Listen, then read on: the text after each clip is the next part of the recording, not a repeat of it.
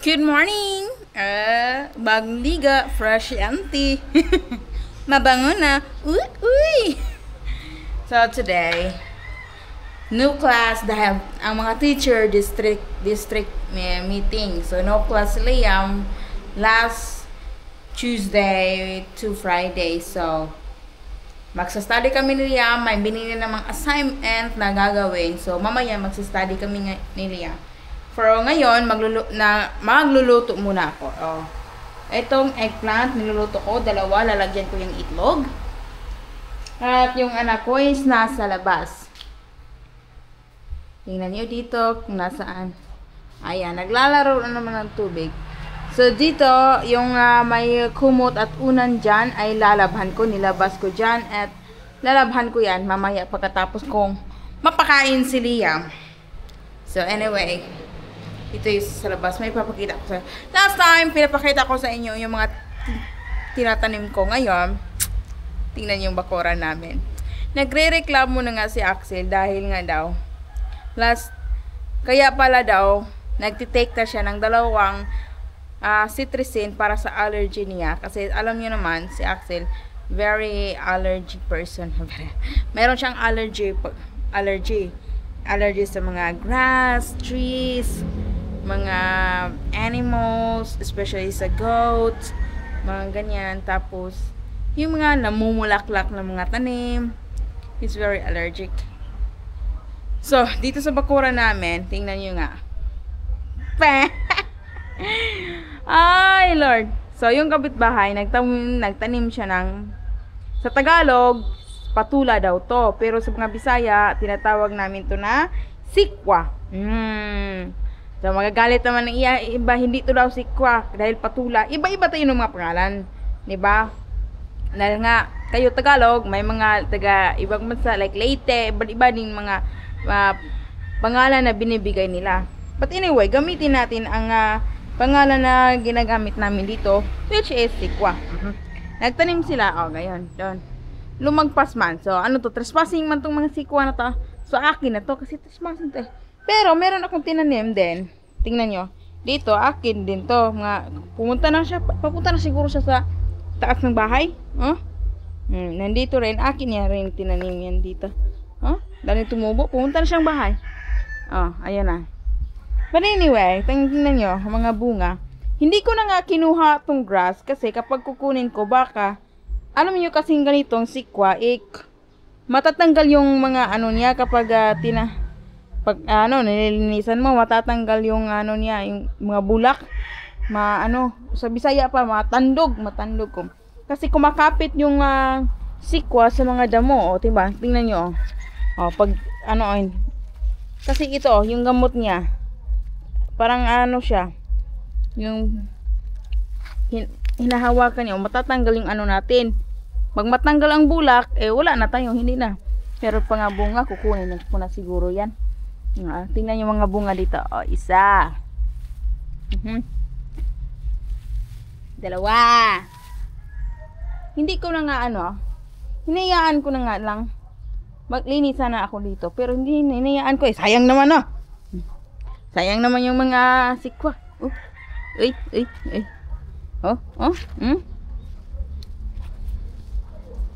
Ano dito? Dapat nandito pa. Yung iba, nagiging na nga siya. Hinayaan ko na yung iba nga tumanda dahil yung seed itanim sa lupa namin, sa lupa namin na hindi pa napatayuan ng bahay. Ko doon, itatanim ko doon. Maraming mga bees. Marami dito. Isus, lumilipad pa. Nandito nga, dami. Dito rin. Hinayaan ko nga nasa internet na siya. Besh, baka mawalan ka ng internet ito. No way. Nandito pa. Dami ng dito rin, diba, nagtatanim ako ng ito ay sikwa. Ay, hindi sikwa. Anong tawag nito? Yung okra. Ito ay okra. Tinanim ko to okra. At nagtarim din ako ng sibuyas. Tingnan nyo yung sibuyas na tinanim ko. Tingnan nyo, nung last time pinapakita ko pa sa inyo yung alugbati ko, ngayon, tumubo na siya. Sobrang ano na niya, mataba. Tapos ito, beans din to, beans. String beans to. Yung kamuti ko, may utanin ka na. Nag-try din ako magtanim ng patatas. Hindi ko alam kung mabubuhay ba siya dahil sa sobrang init dito. Di ba? Uy, malabong na siya. Grabe yung mga alugbati ko. Libre na. Ayang kalamunggay, pinunggutan nila para mas malabong daw kapag tumubo. Nagsisimula naman. Hindi ko na lang pinapundugutan dito dahil para may gulay-gulayin ako ba, para may sabaw si Liam.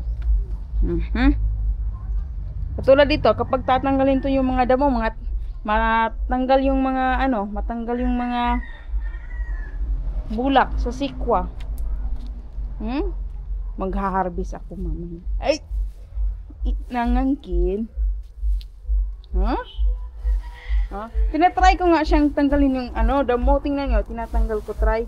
Kaso nga lang, nasasayangan ako kapag matanggal yung mga bulak.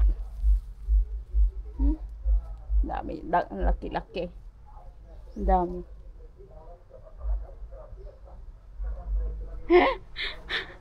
Di ba? Sabi ko. Pero yung last time, yung nagtanim ako ng carrots, kaunti lang yung tumubo na carrots dahil nga sa sobrang parang nalulumos siya. Yung sobrang palaging umuulan sa bahay ba. Sa bundok, kapag sa bundok kasi palaging umuulan.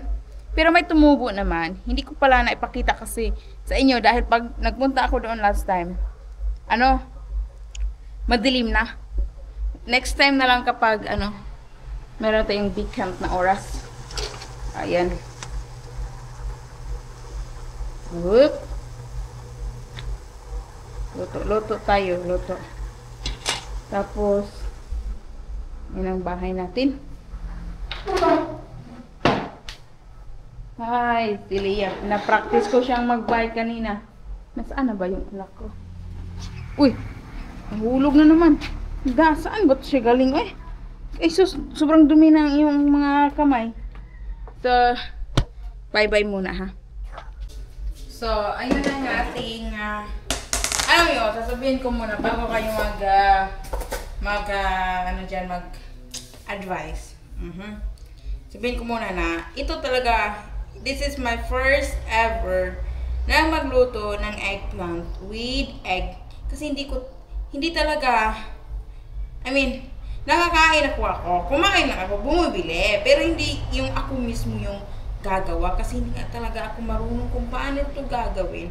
Dahil sa amin, sa bundok, hindi talaga kami, mga pagkain sa bundok, very easy and simple, mga mga gulay. Tapos, pag may mga talong kami, usually, ang ginagawa namin sa mga talong namin is inaadubo namin. Yung pina-fried lang sa oil, tapos, or hindi kaya, ginawa namin para siyang,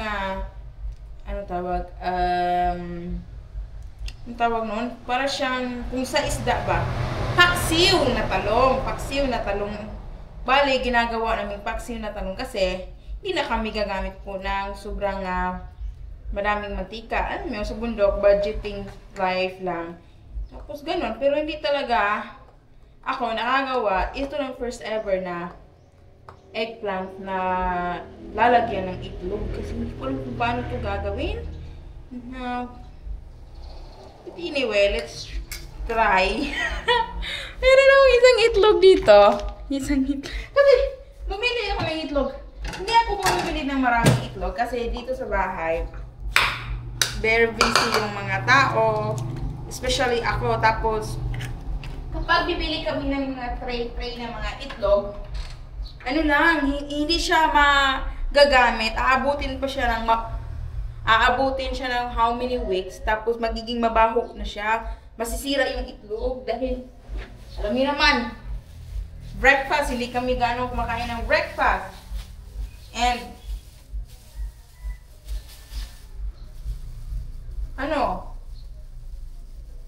minsan wala ako dito sa bahay kasi patirapi ni Liam. Lagyan siguro ng kaunting flour, no? Ng itlog. Who knows?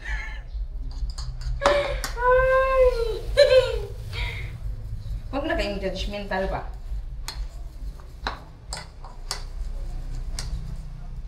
No? Salt at saka ano to? Pepper mix. Pinipit ko to eh, galing Norway to eh. Favorite ko tong pepper mix na to.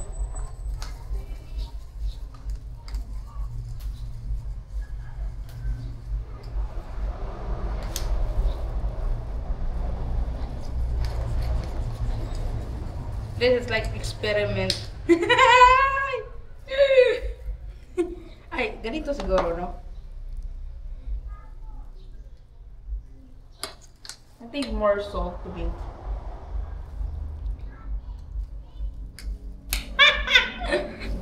Lagyan ng oil.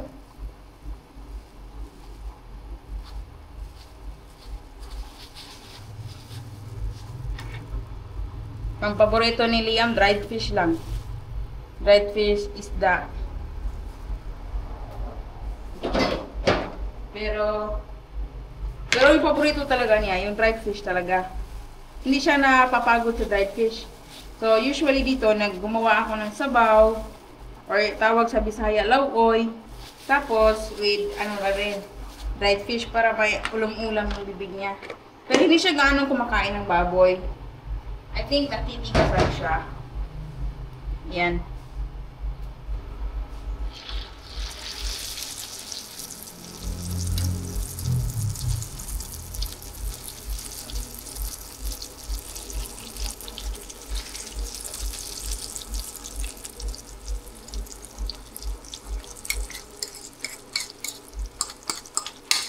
Oh.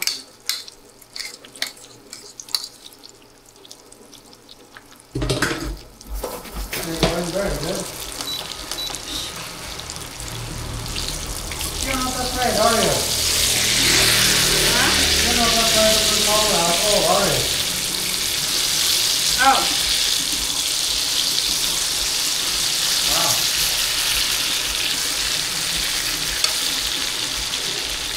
That's nice. Bulad. Dried fish. Dried fish. Kunin na natin.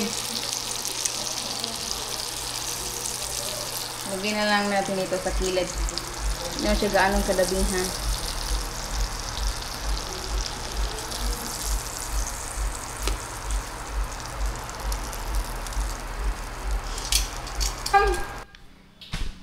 Let's eat, Liam. Come on, sit down, sit down. Sit down. Sit down here. Sit down.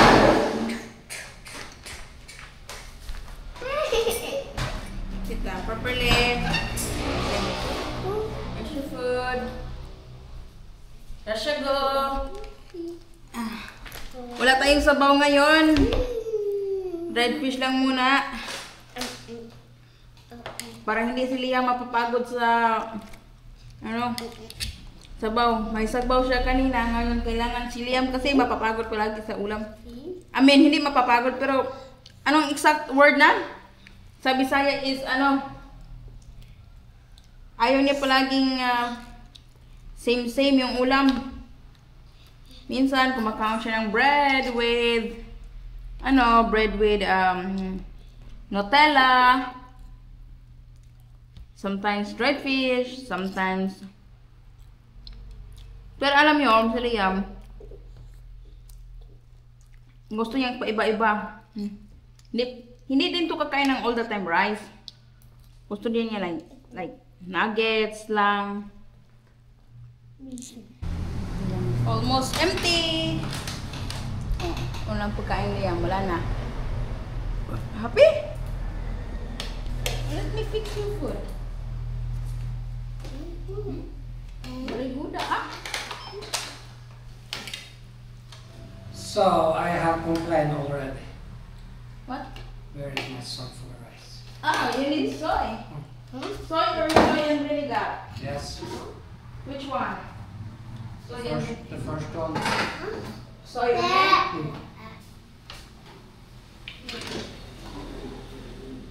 Yeah. This is very hard.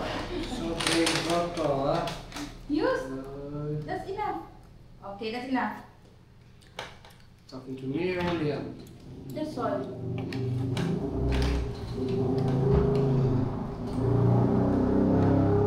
He don't want to look. Fish, fish. Yeah, he said fish. What is that? Fish, fish.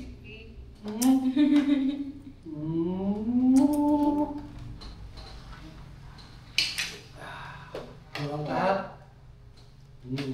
Yes, I like to eat the head. I don't eat the head, guys. Almost finished. Very good, Liam. Why don't I with my fish? Oh, you want rice? You want more rice? Okay. Oh my God.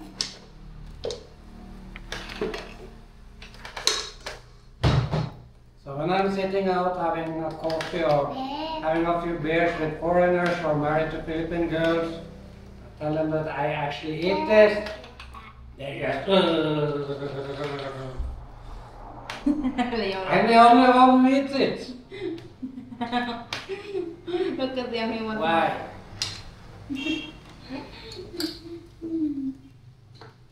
water? We have so many people from other countries living on minimum pension in the Philippines. And to let the money go further, you should try local food. Agreed, Jessica? Yeah. Like eat in eateries and stuff, the money goes somewhere further. Nope. Oh no, no, no, no, no. Not happening. They need their European or American food. Oh, you just eat this when you want that. Yeah, And first. then they complain that the food is so expensive. Of course it's expensive. It's European and American food imported to Asia. Of course it's gonna cost money. Jesus Christ. Happy? Food in the Philippines not cheap. Yes it is. If you eat like this, I mean, does it look good? No. Does it taste good? Depends who's cooking it. What?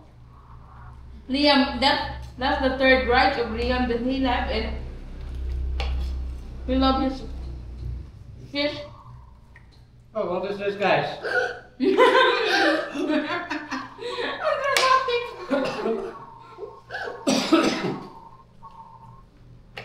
So this is our lunch today. It is obviously dried salted fish. And this is eggplant with egg in it. One egg. Okay, very little egg because there's some very cheap. That's good. Just put sauce with that. It would be so much better if it was 2 eggs in it. Maybe 3. But Jessa, no, 1. Why wouldn't I drive for another egg in the town? Alright. The last egg you had. What do you use the eggs you bought yesterday for? Just eat. Because he cannot cook dried fish because the very tiny oil. Ah, and so late.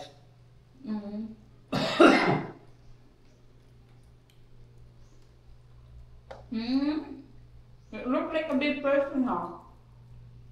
Enjoying the dried fish. Okay? So I'm getting kind of big people. Actually, they're angry with you What? for feeding me this. Because very dangerous, too salty, high blood, gonna die. Pretty much what they're saying.